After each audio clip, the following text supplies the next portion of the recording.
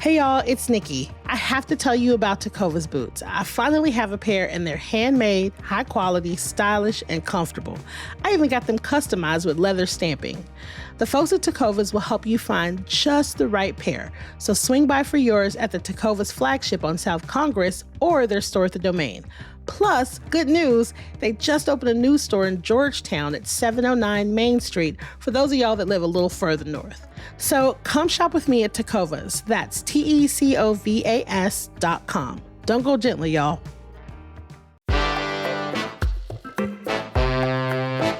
I am here with the hosts from all 13 CityCast podcasts through the magic of Zoom. Hello, y'all. Hello from Nashville. So just to have a little icebreaker and so people get a sense of all your different voices, I'm asking because I'm not sure of the answer. What do you call the people of your city? Let's start in Austin. Austinites. Boiseans. Chicagoans. Washingtonians. Denverites. Houstonians. Las Vegans. Madisonians. Philadelphians or Johns. Nashvillians. Pittsburghers. Portlanders. Salt Lakers. Nashvillian was the one that surprised me there. I didn't know that. I thought you were Nashvilleites. Oh, that'd be cute, but nope. I'm David Plotz, the CEO of CityCast. As you may know, CityCast has daily local podcasts, not just in your city, but in 13 cities around the country. Our hosts are America's greatest focus group because they're the people who are on top of the most interesting and important happenings in American cities. So occasionally, we gather all of our podcast hosts together to talk about what's going on in their cities. It's a chance for us to learn from each other, to hear about creative local problem solving that might work in your hometown, and to commiserate about the stressors that are affecting most of our cities. Unaffordable housing, over-tourism, and bike lanes. Always a fight about the bike lanes. So, it's Friday, June 20th. I'm David Plotz, and here's what the entire country is talking about.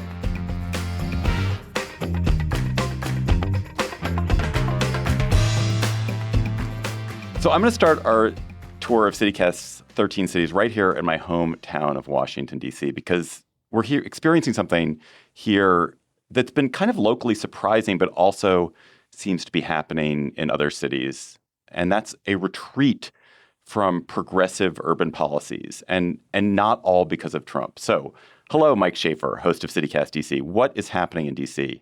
So after a decade or so, the city's economy was healthy. The city had come back from these sort of terrible depths of the 80s and 90s.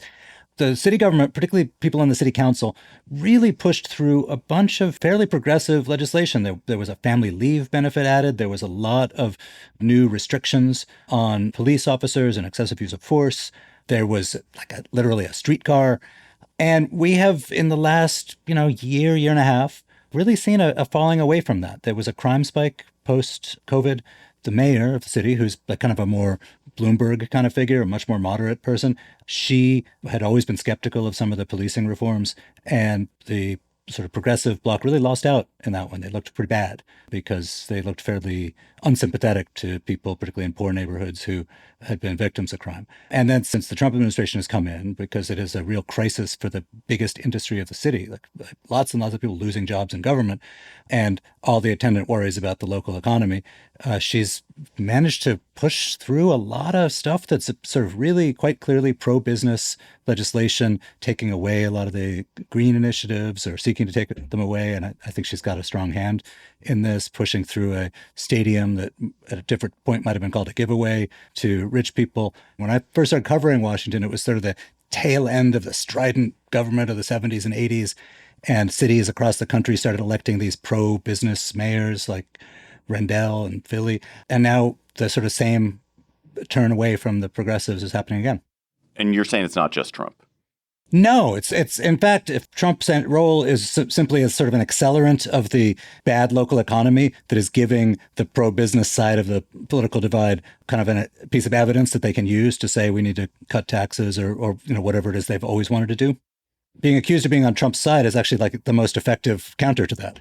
So, Mike, I obviously live here in D.C. I am really curious, Claudia Meza, you were the host of CityCast Portland.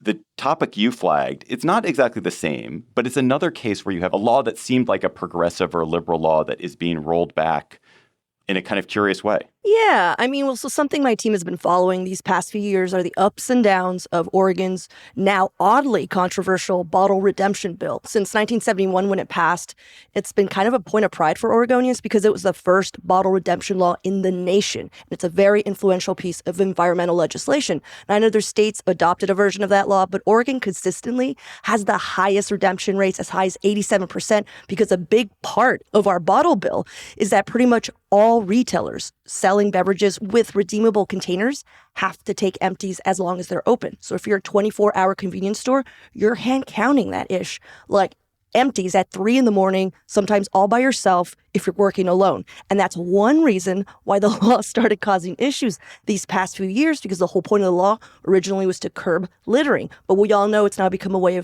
for many people to either supplement their income or survive on the streets. Couple that with rising homeless rates, a fentanyl crisis, and our retailers were flooded at all hours. And because a hit of fentanyl costs roughly 10 cans, which someone calculated, dealers started opening up shop outside these retail establishments. It was creating so much chaos that our governor actually allowed a few of the hardest hit stores downtown to stop accepting cans altogether. So this year, Oregon lawmakers approved key changes to our bottle bill, which include allowing for alternative redemption sites, which we didn't have before. Like, we had like a handful of official bottle drops because everybody was accepting them. So now they're like, we should probably get more of these, including mobile sites such as trucks that travel to different neighborhoods. Nonprofits can now run them, and stores can now finally refuse to accept bottle returns after 8 p.m. So when you're saying, David, like, oh, so much change, they're just like, can you not come at 4 a.m? So there's that. And now they can refuse hand counting after 6 if they're located near one of these new alternative sites. So they're hoping this relieves the pressure on retailers, particularly downtown. And there's so much more, but that's basically the gist. But the bill seems like a happy compromise because many retail organizations were calling for the death of the bottle bill. Claudia, this is Megan in Pittsburgh. I have not recovered from the valuation for fentanyl to cans. Like that equation. Oh my God. That is blowing my mind. $1 a hit here.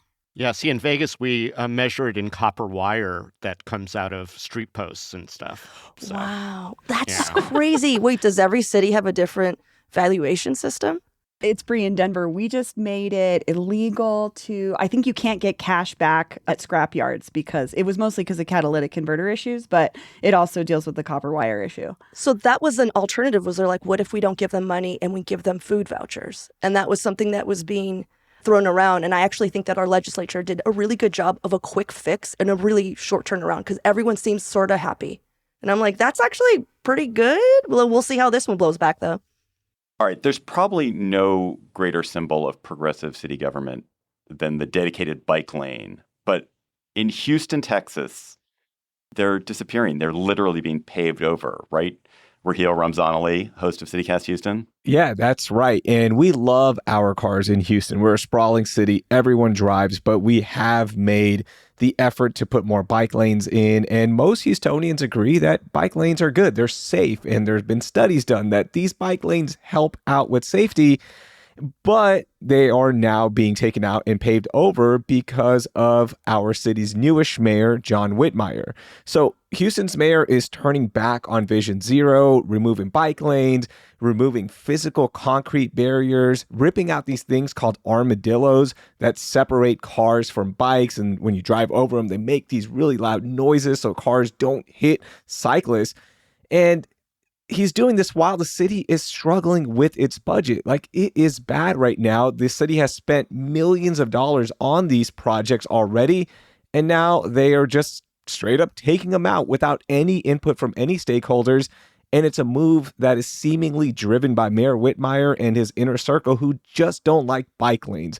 And it's gotten so bad, y'all, that bikers here are holding funerals by lanes that have been removed. There have been protests around the city. But here's the kicker. In a bizarre move, Mayor Whitmire thought it would be a good idea to speak at our annual Tour de Houston bike race. And guess what happened? He got booed relentlessly. How about some heads up awareness here? It is so crazy what is happening here when one man just decides, like, that's it, we're done. And it's obviously important because of the safety aspect. But what does it mean when a city literally just paves over its safety improvements because of one man? Are there actually people who bike in Houston?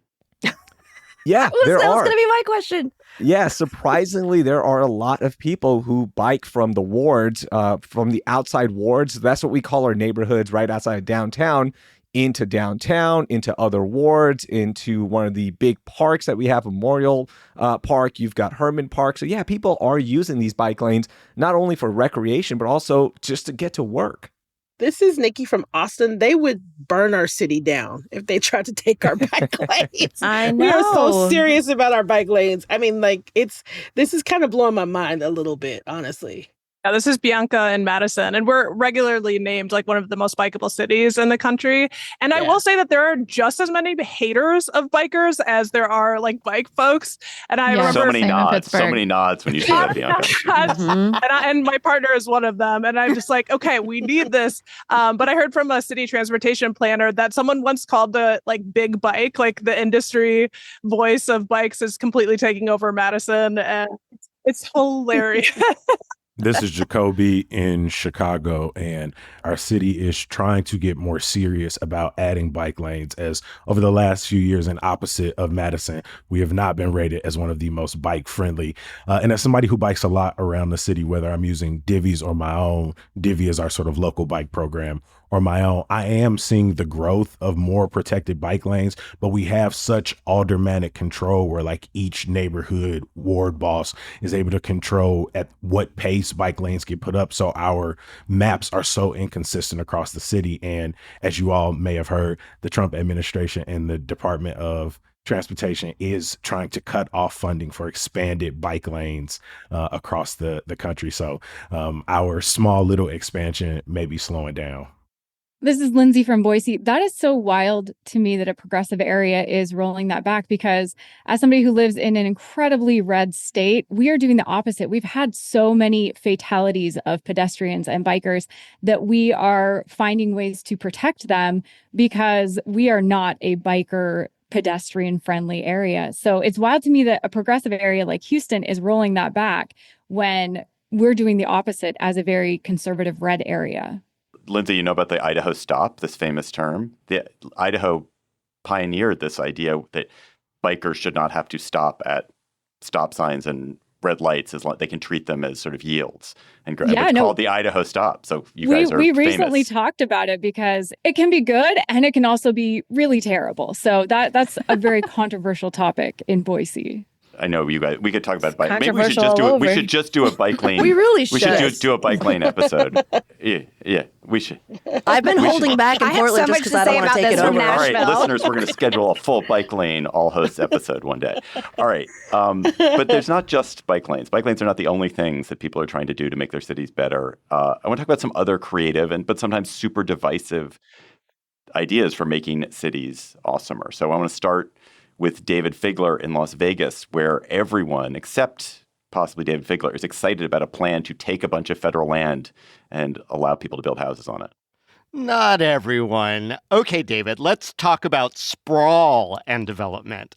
Las Vegas has one of the most acute affordable housing crises in the country. We're almost 80,000 units short, and that number doesn't diminish. People are still moving here at double the national average.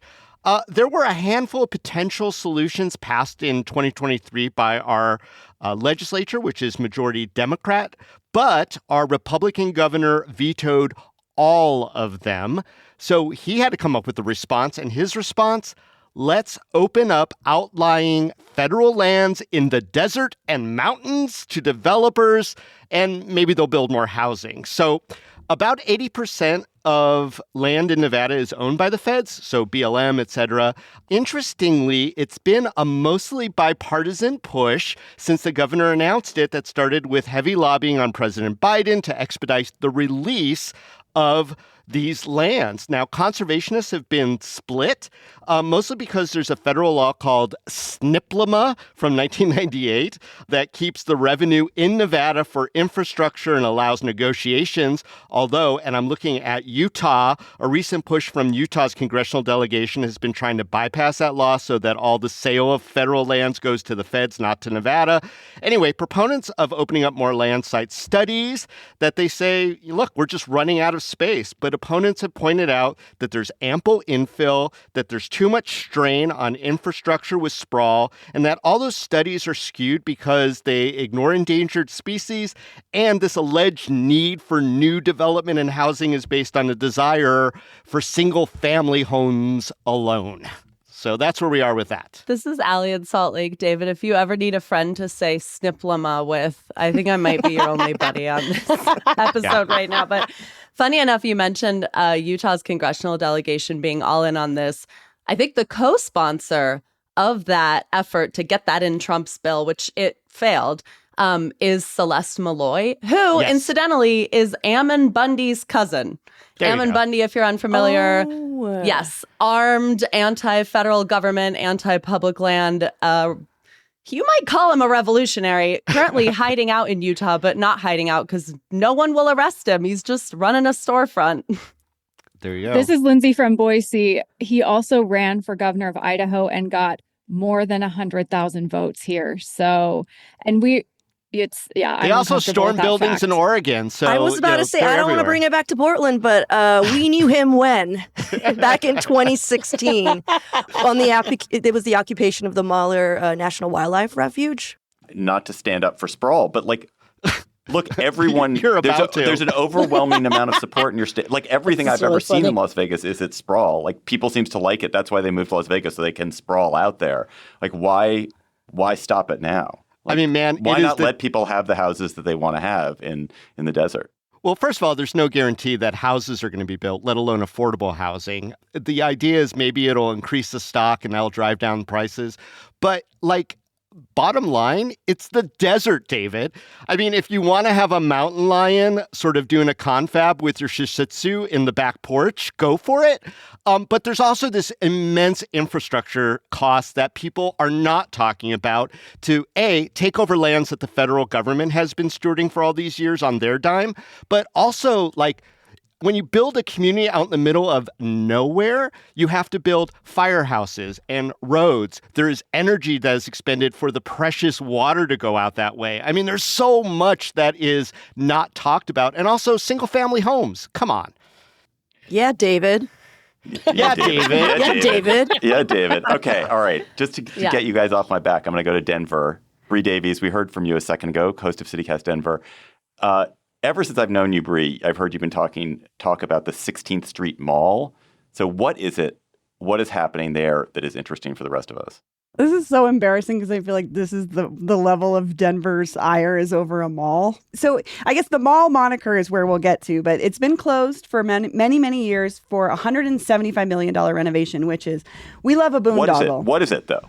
It is a 13-block outdoor mall, pedestrian walkway. It was a trend in urban planning about 40 or 50 years ago to build these outdoor malls, and we debuted ours in 1982. It's been contentious because it's closed to cars, and Denver also loves cars. But the big contention right now is that we spent $175 million and it doesn't look that different, but we're supposed to be real stoked about it. And they just unveiled a new name for the 16th Street Mall recently. It is 16th Street. So they paid a firm $100,000 to knock the word mall off of it because apparently it confused people very much that it was an outdoor mall, even though DC has a national mall, which I think we understand is not an indoor mall. And it was just the big to-do was the name had changed. But part of this is this drive by our current mayor, Johnston, to make downtown more appealing, right? We need to get people downtown. We've had some high-profile crimes over the last couple of years. Fatal stabbings happened in the last year. There was this guy chasing people with a PVC pipe a couple years ago, which has just hung on to this how people feel locally about the 16th Street Mall, but the city is intent on making it a tourist destination. And for us, it's sort of just like the butt of jokes. Like, yeah, I guess I could go to the 16th Street Mall if I want to go to the Cheesecake Factory, which is probably its longest running tenant at this point. But a third of the businesses are vacant, and they're just putting all this money and energy into making it better. And many of us in Denver are skeptical if it's going to make a difference at all. BRB, becoming a consultant. Allie, listen, I worked in planning before this job, and consulting is the dream. I wish I worked for this company that made $100,000 dropping the word mall. I have to say that having been in Denver, I was confused by the name 16th Street Mall. Really? Yes. Okay. So, I mean, you're proving their point. I guess to me, it's like Denver loves a colloquial marker for how long you've been here. So now if you call it the 16th Street Mall, we know that you've been here long enough to have called it that. And we have a lot of things that we refuse to call by their names. And I am one of those people that will never stop calling it a mall.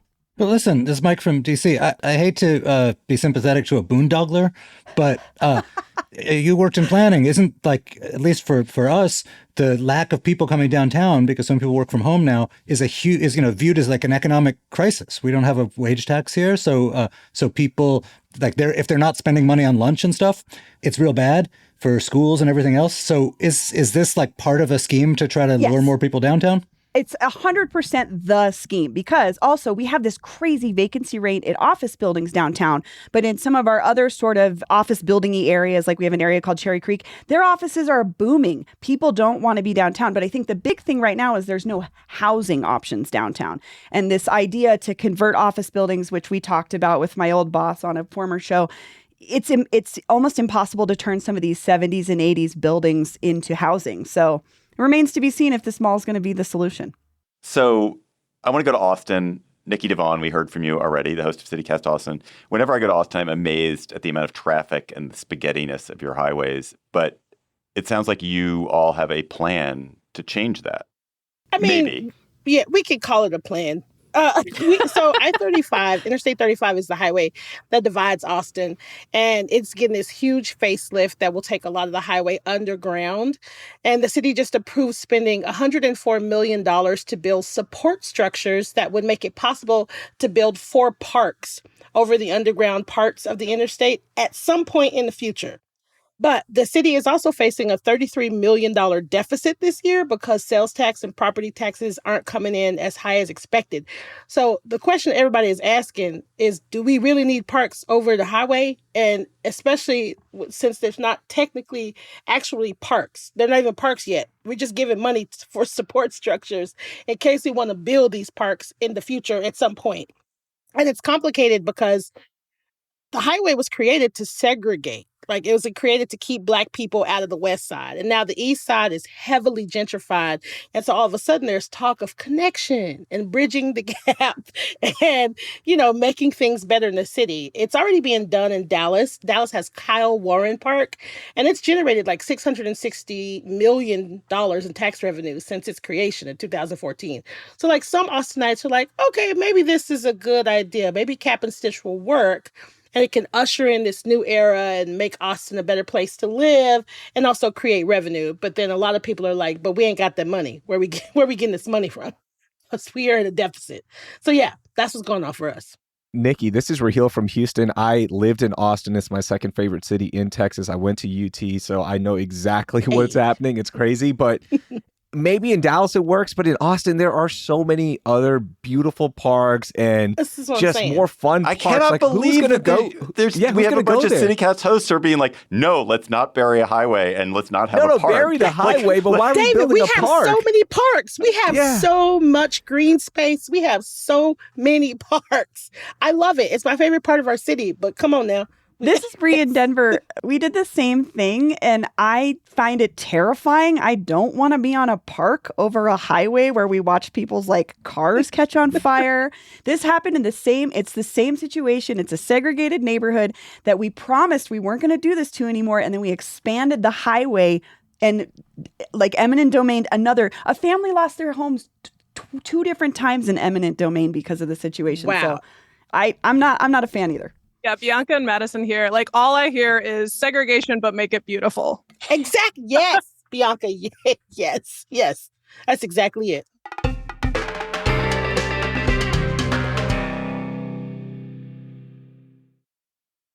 Okay, y'all, A Little Slice of Broadway Heaven is coming to Zach Theater, and I gotta say, this show is one of my favorites.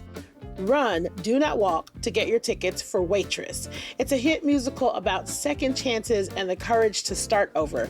It's inspired by Adrienne Shelley's film and features music by powerhouse Sarah Bareilles. This story follows Jenna, a small-town waitress and pie maker extraordinaire, as she mixes heartbreak, hope, and humor into her own recipe for a fresh start. It's all about finding joy in unexpected places. Doesn't that sound good right now? It's warm, witty, and filled with heart. Seriously, y'all, it's so good. You got to see it.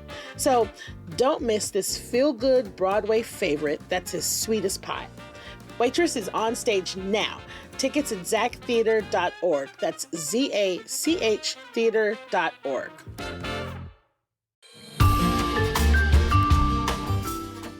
Just off the Texas coast sits a unique beach town marked with salty vibes and sun-soaked memories. Port Aransas is a place where family traditions unfold naturally, and beauty lies both in island views and the unhurried moments between adventures. It's a place where multiple generations can get together under one roof to share slow beachfront mornings and cool Gulf breeze evenings. An island escape with 18 miles of shoreline to cast your line, kayak with the kids, or simply cruise the coast in a golf cart. One visit, and you'll see why generations of Texans have anchored their traditions to the island life. Start your new favorite family tradition in Port Aransas, Texas. Go to visitportaransas.com and plan your visit to Austin's beach.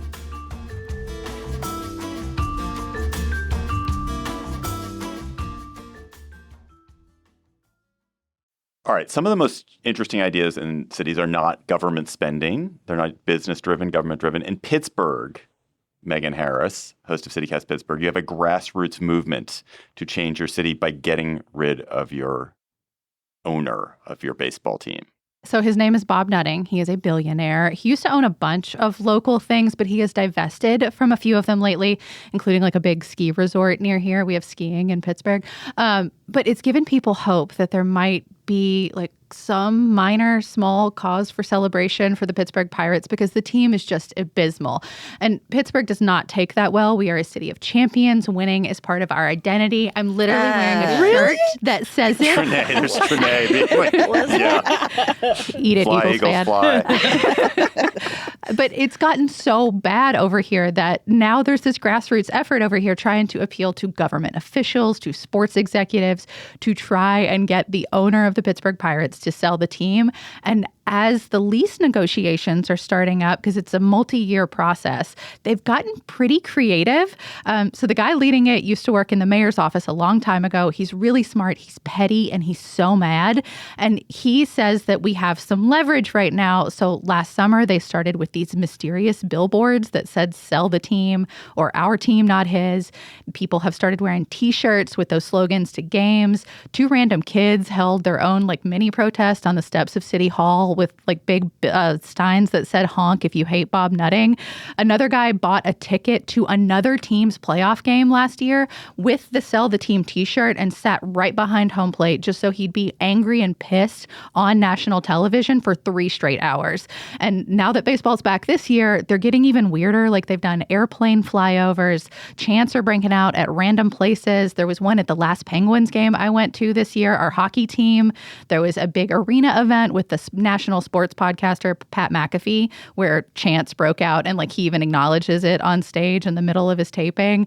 There was a golf tournament in South Carolina hours from here. And someone waits until that quiet moment right before the big shot, the winning shot, I will say, and screams out of nowhere, fire Bob Nutting. And you know that guy got ejected. Worth it. I love that this is catching fire and people are so mad and trying to find any amount of hope they can for a team that used to be incredible.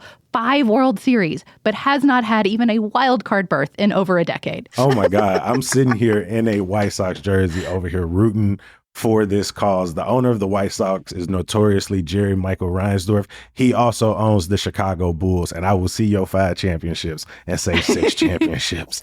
And we over here celebrating 20th anniversary or 30th anniversary after 30th anniversary after 30th anniversary with no sense of championship hopes in sight. And he's floated the idea of maybe selling the White Sox. You know that pressure billionaires do to try to force themselves. Because you have to have an owner in mind to get the current guy out. Like, that's part of the game. No, and that's never going to happen. This is Brianne Denver. I have to jump in because we have such a similar situation. We have a sell the team situation, but 2 things have happened recently.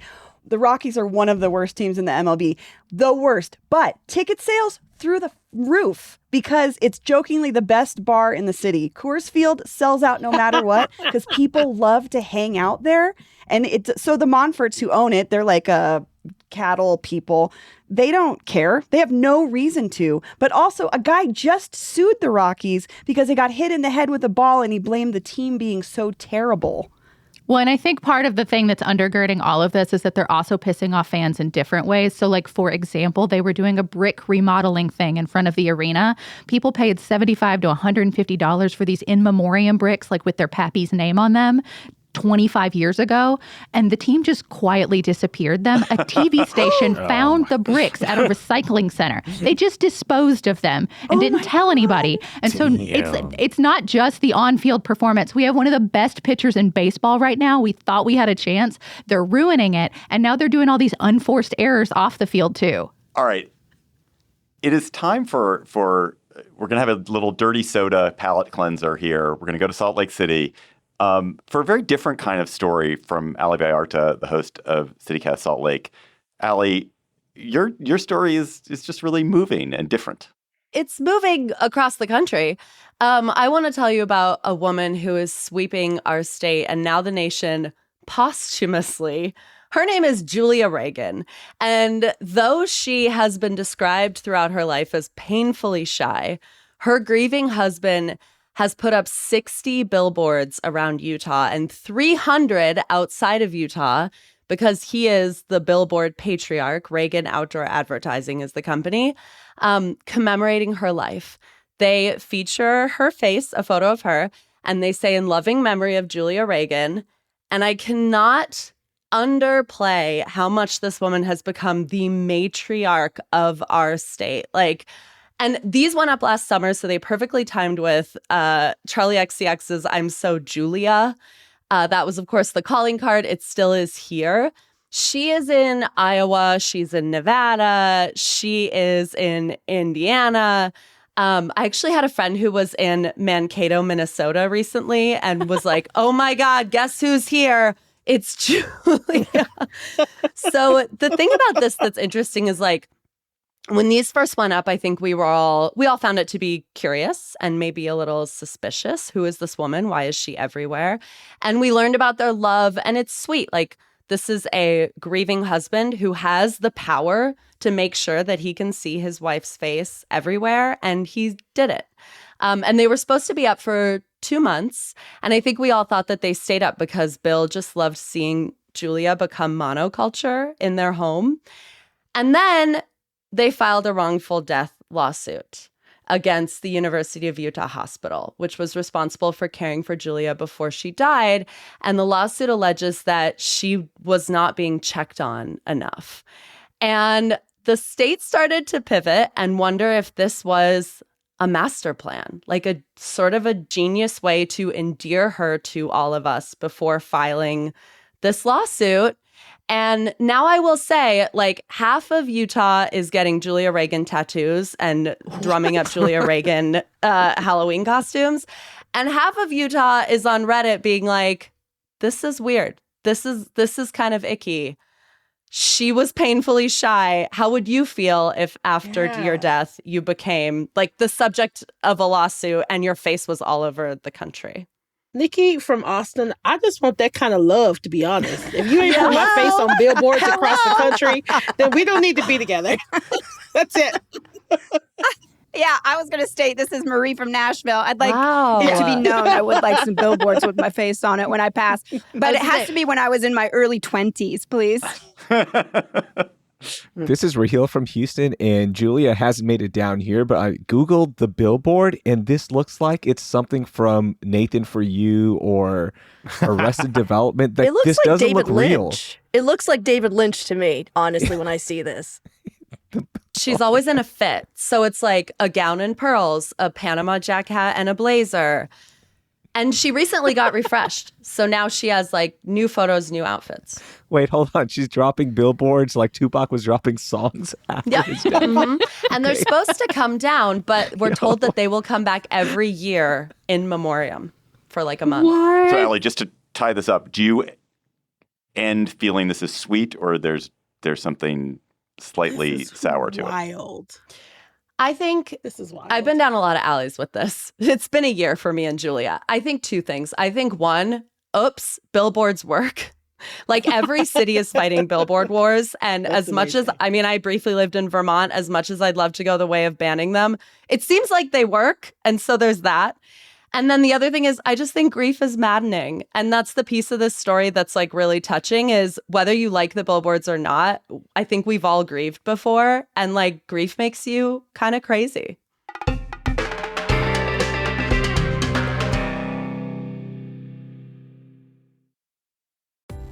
This episode is sponsored by Babbel. Have you ever picked a vacation spot based on where you won't need a phrase book? With Babbel, the language barrier no longer has to hold you back. You can start speaking a new language with confidence thanks to Babbel's conversation-based techniques, which quickly teach you useful words and phrases about the things you actually talk about in the real world. Babbel has more than a dozen languages available for you to learn at your own pace, with material tailored to your individual proficiency level, interests, and time availability. I'm David Plotz, CEO of CityCast, and I've been learning Spanish with Babbel. What I really love about learning Spanish with Babbel is that it works with me where I am. The app and the website keep track of what I've learned. They help me review what I probably forgot from last time, and always is keeping me engaged with a new challenge based on actual conversations I might have in Spain or Mexico or Colombia, especially food conversations because I love food conversations. So get talking with Babbel. I want you to learn another language, so I'm teaming up with Babbel to give you 55% off subscriptions, but only for CityCast listeners at babbel.com/CityCast.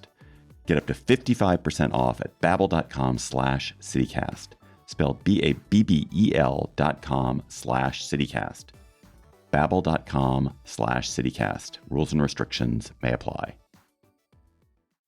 Before we get to the back half of this very special show, I want to invite you to become a member of CityCast by going to membership.citycast.fm. So members, we call them CityCast neighbors, join us for in-person events with our local hosts, with all these folks. They get shouted out on the podcast. They get to shout out local businesses they love. They get ad-free podcasts. They get a special look-ahead events email, and all that's all just for $10 a month. And mostly you will get to support a local media venture that is making your city a little bit better every day, covering truly local stories that wouldn't get covered otherwise or don't get covered otherwise, and building community. So please become a CityCast neighbor today by going to membership.citycast.fm right now. And if you sign up today, you will also get a CityCast mug from your city. That is membership.citycast.fm. So Allie, you're one of our best member pitchers. How did I do there? Was that okay? 7 out of 10, David. How would you improve it? Okay, here's what I'll say. You lost your sense of urgency. This is an urgent request. We can make the show every day forever and wake up with you every morning forever, like Julia. But in order to make that happen, you have to become a CityCast Salt Lake member. So there is a little bit of urgency here. I think you forgot that. Thank you. Membership.citycast.fm. All right. Another local hero, Jacoby Cochran. We've heard from you already, host of CityCast Chicago. The Pope is from your city. What does that mean? It means that as the white smoke cleared from the chimney above the Sistine Chapel in Vatican City and billions around the world watched in anticipation, I was sitting in my room texting our producer Simone Alise and Michelle Navarro. Y'all, they picked a bro from Chicago. And Simone immediately responded, "Get the F out of here." And within moments, millions of Pope Leo XIV memes were born. I saw him footworking on the south side. I saw him eating hot dogs on the north side. I saw him asking people like the State Street preacher for change on the west side. And in that moment, this story that felt abstract, that felt like a Hollywood production, was our story. All of this celebration, the adulation, but also the deep questioning, rightful criticism of the church and the Pope. And this is personal for me, not only as a confirmed Catholic from the South Side who spent most of my life in a Black Catholic school, but someone with family in Dalton, where his childhood home was, and is now largely a Black community that has been disenfranchised and divested from for decades, as everything from manufacturing to malls have disappeared. The story of so many communities and neighborhoods and many of our cities. And in recent years, Dalton's name has been dragged through the headlines. And now there's this big push to preserve the Pope's childhood home. And folks wonder if his childhood parish, which has been shuttered for a while, will be brought back. There's going to be a mass at Sox Park that people are reselling tickets for $1,200. I got an invite to be front row. I mean, I just do what I do. Anyway, really, nobody here was expecting it. And all of a sudden, this global story is ours. And I am really grateful to all of the journalists who jumped on it, who provided context. And in a macro way, we wonder, is Chicago and Dalton going to become a center for Pope tourism? But in a very real human way, we hope that this suburb, that this village, that this town of about 20,000 people gets what it deserves, gets the not only the eyes for a moment, but gets the investment to like rebuild for generations to come. And so, we hope Pope Mania isn't just like memes and Malort jokes, but also something very substantial for the people of this community. There was literally a Malort joke in the chat just now, Jacoby. So Jacoby, I didn't see it. Dalton part of Chicago, or it's a suburb? I'm unclear. It's a village right on the opposite side of the far south side border.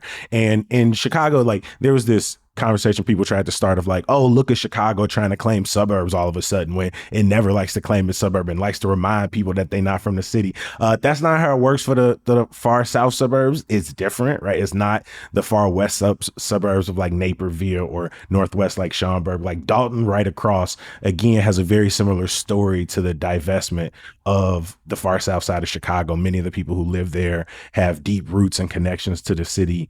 And so it's a lot different. And again, his parish was technically in Chicago. His birth certificate, he was born in, formerly known as Mercy Hospital in Chicago. And so we get to claim it, but we also are having a real nuanced conversation about what this could be. This is Trinae in Philly. Jacoby, we have a joke in Philly's. You mentioned like the claiming suburbs or not claiming suburbs. The Pope actually went to Villanova, which is in a Philadelphia suburb. And so we've often joked like, should we claim Villanova when that school is doing well in sports? But we also have a joke that possibly we have a Pope that went to Wawa. Wawa is better, Megan. I don't know why you're always trying to fight, Trinae. Pittsburgh's here. We're ready. Now back to more contentious stories of city living. Probably the most universal story in all of CityCast is the cost of housing. It's about cities becoming unaffordable. Bianca Martin, host of CityCast Madison, you're going to talk about that in 1 second. But I thought we would just get a survey of the country first. So I asked each of you, what would it cost to rent a decent, good 2-bedroom apartment in a good neighborhood, like not the best apartment, not the best neighborhood, but good apartment, good neighborhood in your city? So we're going to go in reverse alphabetical order. Salt Lake. Probably $2,500 a month. Portland. $2,500 for sure. Pittsburgh. Like 1,800? Philly. 18 to 21. Nashville. 2,100. Madison. 2,400. Las Vegas. 1,700. Houston. About 1,800.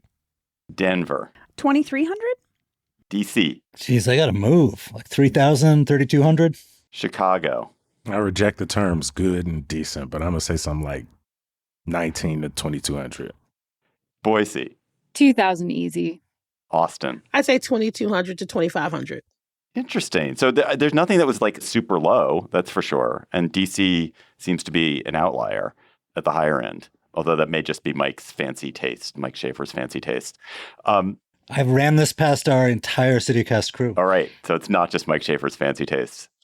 So, Bianca, you wanted to start us off on this topic because it sounds like you have a situation in Madison where your own elected officials literally cannot afford to live in the city.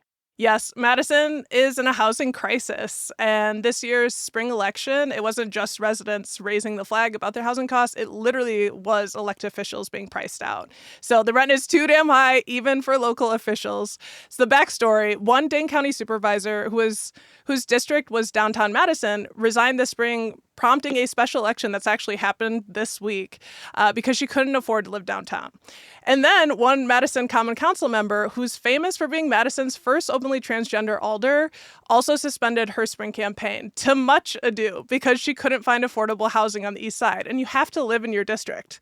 So that alder was nonetheless, this is kind of spicy, still elected to her seat because her name couldn't be removed from the ticket legally, which was wild. So she ultimately accepted the role. But the bigger question here is, what does it mean when housing costs are affecting who can even represent you, right? So Madison's predicament is not a secret. I'm sure a lot of y'all's cities are facing the same thing.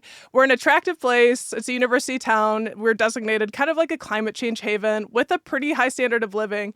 But we are rapidly growing in population, and construction just simply has not kept up with population growth. That will continue to be a challenge, too, considering Madison is projected to grow by nearly 40% over the next 25 years. So the city is very aware of this issue and stepping in to ensure that we're creating more supply and building density. But in the meantime, the character of the city and residents' rent and future living here is at stake. This is Lindsay from Boise. Bianca, I'm curious. An issue we're facing here is that so many people moved from places like Seattle and Southern California to Boise, and that just raised prices astronomically. Is this an issue where you just don't have enough housing, or have people from other places with higher price points really driven up prices there? We definitely just don't have enough housing. That's for sure. I think that we kind of got behind the ball when there wasn't a housing crisis. That said, like our old producer on CityCast Madison moved from Oakland, California, where he'd been forever, to come to Madison. Like it is in the middle of the country. Like climate disasters are real on the coast. And we are seeing definitely an interest, I think, from the coastal regions, like moving into our city as well. This is Megan in Pittsburgh. I'm actually so shocked by this because Madison is considered the beacon that's doing it right for us. And we don't have any of that population growth. We were just celebrating because we grew 0.2% this year. And that was a big deal. But we still don't have enough housing. And we're looking at Madison as you guys have the solution. Well, we do. We're working on the solution. But I'll say just that 40% growth, we're at, 270,000 right now. In 25 years, adding 150,000. We are not getting any more land. We're on an isthmus. We're between two lakes. Can't build on the lakes, really. So the city has a ton of solutions and are really trying to get ahead of just the forces at play, right? So the city is cutting red tape around building codes, trying to find ways to simplify zoning standards, pursuing code changes to promote the different kinds of buildings. The problem is, as we started, David pointed out, single family homes, people love their neighborhoods. It's so cute for a reason, but guess what? More people are coming and there's not enough housing. So the city itself is building housing. The Community Development Authority is experimenting with building condos because they're not seeing private industry building the kind of denser housing options that are going to help us in this moment. And rents are just crazy. It's just becoming an unhealthy housing market. All right, we're going to continue this in another city just to the south of you. So Marie Cecile Anderson, host of CityCast Nashville. Nashville has gentrified like crazy. It has grown like crazy and gentrified like crazy. It turns out by some measure you've gentrified more than any city in America. What does that mean? Why does it matter? We win. We win. Oh, it matters, David. Well, so yeah, there's a new study out that says that Nashville is dealing with the most intense gentrification in the country. So yeah, why Nashville? Gentrification happens everywhere. I personally think it has to do with the ABC hit television drama Nashville. Remember that show, y'all? It came out in 2012. Loved it. Connie Britton, best actress ever. I was obsessed. Future second wife, possibly, Connie Britton. Yeah. That hair. Oh, perfect hair. Anyway, it was a huge hit, as we know. So during that time, GQ called Nashville Nowville. Ugh, makes me throw up. New York Times called us the It City. And then because of this, people started flocking to Nashville. But here's the thing. We have zero rent control. We have hardly any tenant protections. Our zoning and building codes are hopelessly outdated. Tourism is booming. I can no longer even go to my favorite music venue without the tourists buying up the tickets before I even have a chance. Luxury developers are swarming, but we do not have enough homes for ordinary Nashvillians anymore. So historically, Nashville has been a pretty affordable southern city, but we're still dealing with the legacy of segregation. So according to a new study from our Metro Planning Department, 99% of our neighborhoods are considered unaffordable for the median Black or Hispanic family.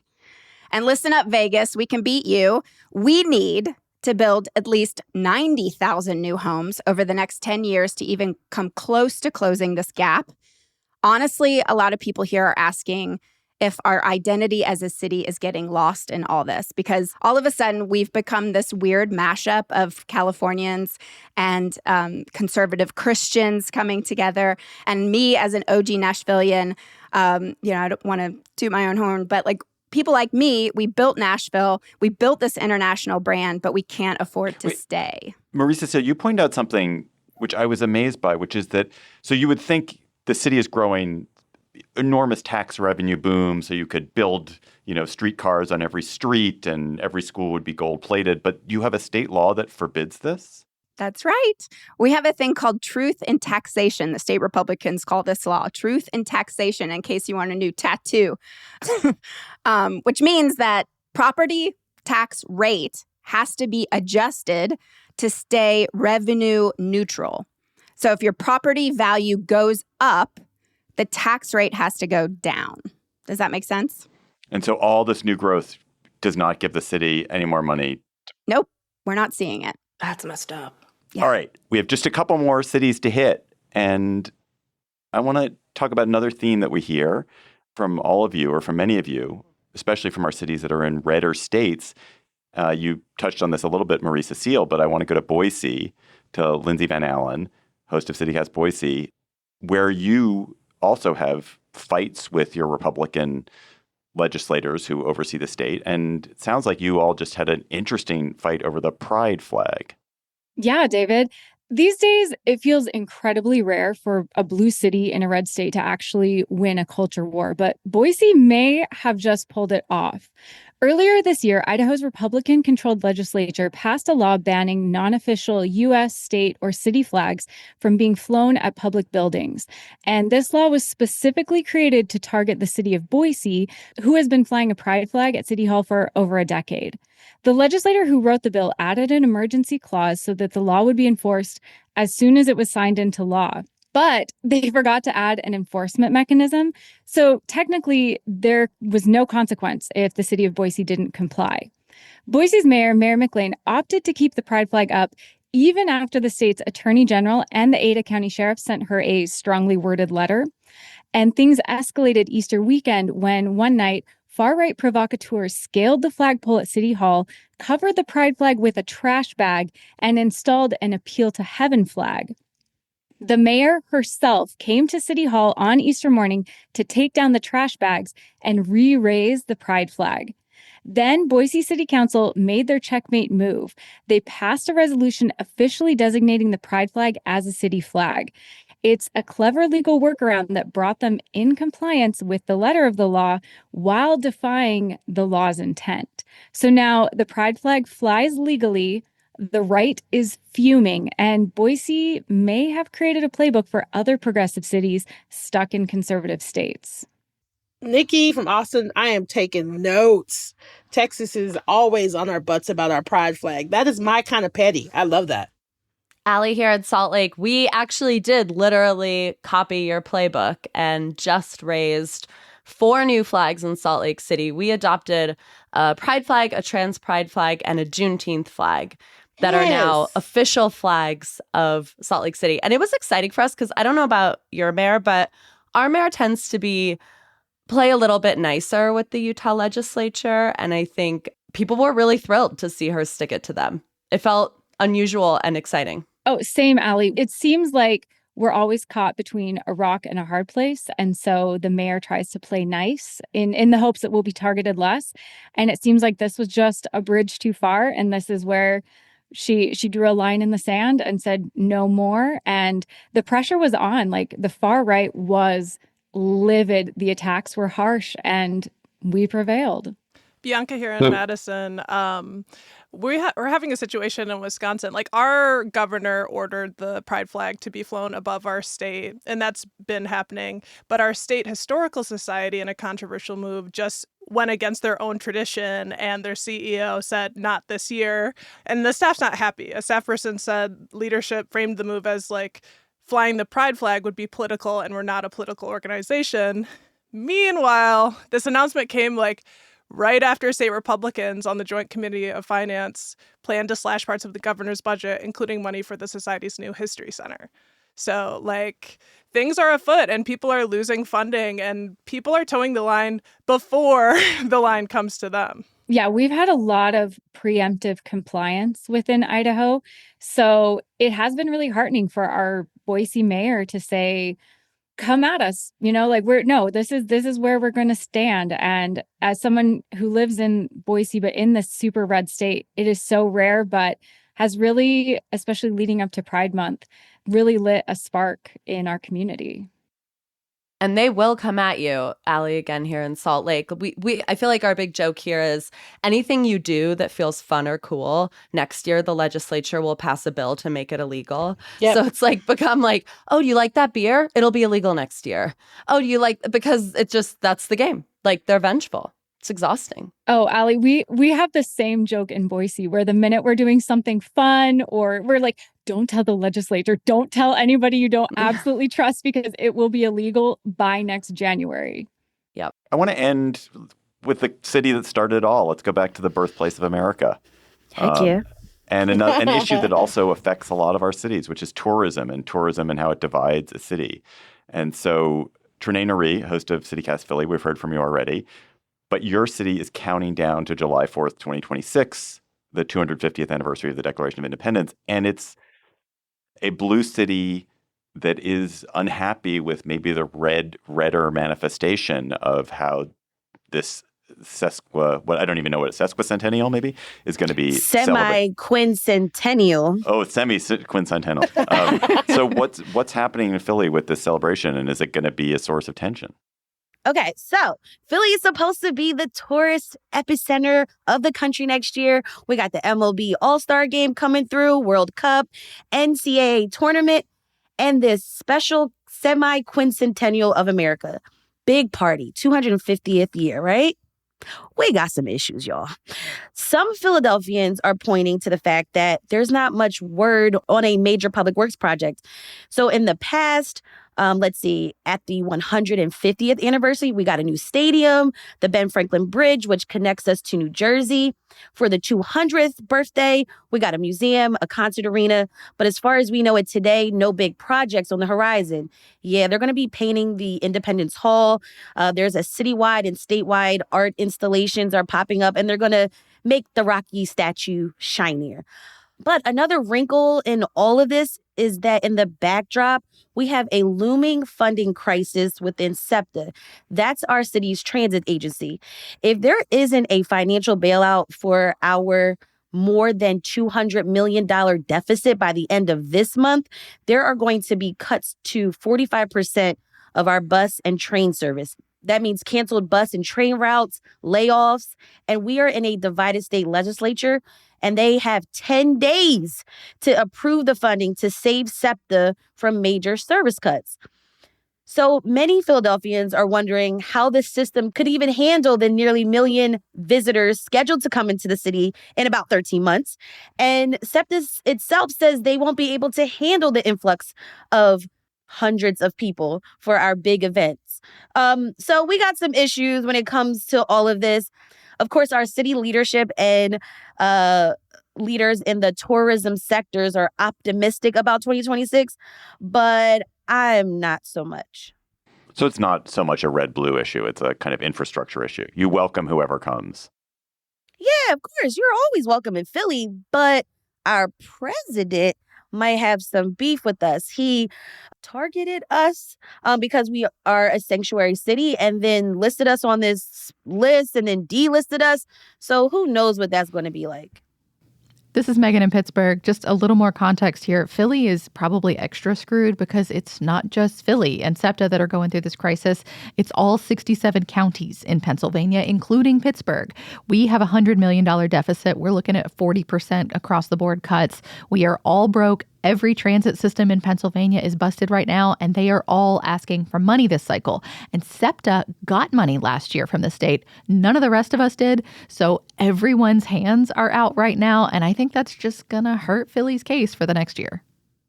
Raheel in Houston here, and we're a World Cup city as well and operating at a deficit with our city's budget. And it just seems like across the board, it's like the vibes. That's it. Like, we'll figure it out. Like, come on, the vibes are great. FIFA, World Cup. Come on, y'all. It's a global event. We'll figure this out.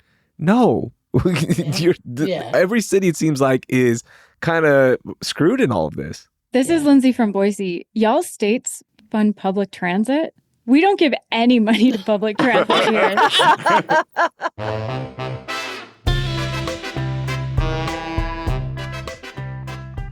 That does it for this amazing all hosts episode of CityCast. Thank you for joining us. Thanks for listening. If you have friends or family living in another CityCast city, please tell them about the great podcast in their hometown. So bye-bye, CityCast hosts from Austin and Boise and Chicago and Denver and DC and Houston and Las Vegas and Madison and Nashville and Philly and Pittsburgh and Portland and Salt Lake and soon Seattle and the Twin Cities. See y'all later. Bye, y'all. Bye. And Boise. Bye. Bye, y'all. I said Boise. We'll be back on Monday with a regular episode of your local CityCast. Next All Hosts, can we just finally have the showdown that we all want, which is Philly and Pittsburgh, and we just all decide together which one's the best city? I had jokes written in here and I couldn't get my would jokes love in. it.